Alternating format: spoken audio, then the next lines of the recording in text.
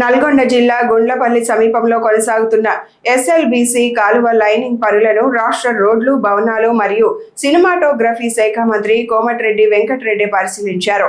ఈ సందర్భంగా కాలువ లైనింగ్ పనుల పురోగతిని అధికారులను అడిగి తెలుసుకున్న మంత్రి నిర్మాణ పనులు నాణ్యత ప్రమాణాలకు అనుగుణంగా వేగవంతంగా పూర్తి చేయాలని సూచించారు. రైతులకు సాగునీరు సకాలంలో అందేలా పనుల్లో ఎలాంటి జాప్యం లేకుండా చర్యలు తీసుకోవాలని అధికారులను ఆదేశించారు. ఎస్ఎల్బీసీ ప్రాజెక్టు ద్వారా నల్గొండ ప్రాంతంలోని వ్యవసాయ భూములకు స్థిరమైన సాగునీటి వసతి కల్పించడమే ప్రభుత్వ లక్ష్యమని మంత్రి పేర్కొన్నారు. కాలువల ఆధునీకరణ, లైనింగ్ పనులు పూర్తయితే నీటి వృధా తగ్గి చివరి ఆయకట్టు వరకు నీరు చేరుతుందని తెలిపారు.